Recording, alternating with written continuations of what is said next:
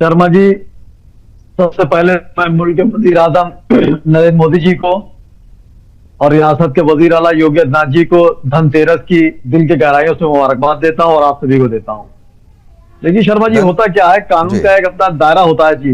देखिए होता क्या है, वो मुकदमा जो चल रहा है, हुस्न इत्तेफाक मैं उस दिन अयोध्या में डिबेट करके लौटा था बाबरी मस्जिद के सिलसिले में, और जब मैं लखनऊ दाखिल हुआ तो यहाँ बहुत बड़ा मामला हो गया था तिवारी जी का। काफी फोर्सें लगी थी। ये हादसा जाहिर सी बात है बहुत संगीन है, और मैं समझता हूं कि जितने लोग यहाँ पे बैठे हैं सभी इसके खिलाफ हैं, मैं भी उसके खिलाफ हूँ।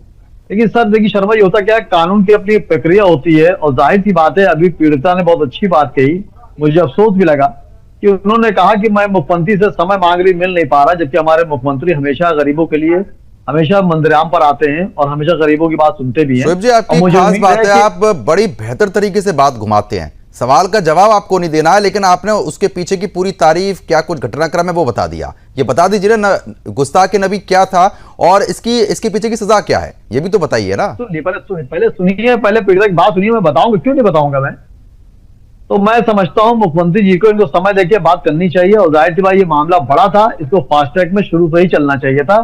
जो अभी पीड़िता ने बताया कि अब फास्ट ट्रैक में चल रहा, जबकि आपने बात की थी फास्ट ट्रैक में नहीं चल रहा है। इसीलिए मैं कहता हूँ थोड़ा सा जानने के बाद ही कोई बैठे यहाँ पे तो बेहतर होता है। देखिए गुस्ताखे नबी, जिस तरह भी एक साहब ने बताया, गुस्ताखे नबी जो आइलम मोहम्मद चल रहा था, ये मामला भी आपने देखा है, कानपुर से निकल के पूरे वर्ल्ड तक फैला था, और बाद में प्रशासन के बाद कहना पड़ी कि आइलम मोहम्मद पे एफआईआर नहीं लिखी गई थी, वहां कोई मामले ऐसे बढ़ ना जाते, झगड़ा ना हो जाता, इसलिए आइलम मोहम्मद पे ही मामला हुआ है। और मेरा हिंदू भाई जो है 70% मोहम्मद को मानता है, मजारों पे जाता है, उनकी मुरादें पूरी होती हैं। तो समुदाय, जहां तक बात है, हमारे पास खुद इतने देवी देवता है, हमें क्या जरूरत है मजारों पे जाने की। आपसे सिंपल सा एक जब सवाल पूछा है, आप क्यों घुमा दे रहे हैं बात को शोएब जी। गुस्ताखे नबी क्या है और क्यों गला काटा गया, ये बताइए ना, उसकी सजा क्या है। देखिए ये 60 साल से जुदा की बात कौन से संविधान में लिखी है, ये तो बताइए। सुन लिए, देखिए, पर आप टोके तो मैं बात दे पाऊंगा।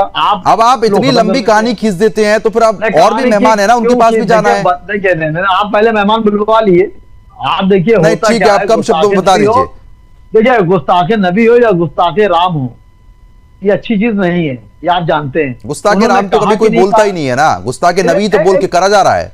मैं कहीं नहीं रहा। देखिए सबसे पहले मैंने धनतेरस की मुबारकबाद दी। आप ये देखिए, पहले इसको कहते हैं संविधान, इसको कहते हैं मुल्क में वफादारी। आप हमेशा जो है पॉइंट माइनस के निकालते हैं।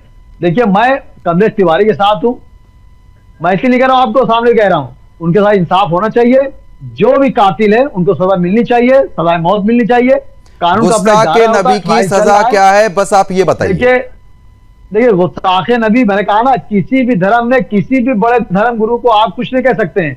गुस्ताखे नबी की शान में अगर आप कुछ कह रहे हैं तो अच्छी बात है, नहीं कह रहे हैं गलत है। कोई भी हो, राम के बारे में कोई अच्छा कह रहा है अच्छी बात है, गलत कह रहा है वो गलत है, उसको सजा होनी चाहिए। इसमें कौन सी नई बात है भाई। गुस्ताखे नबी कोई नहीं कहता है। ये तो ट्रायल चल रहा है, ट्रायल के बाद मैं रिजल्ट बताऊंगा ना कि ट्रायल। ठीक है, मैं आप नहीं, आप बेहतर तरीके से जानते हैं बात घुमाना।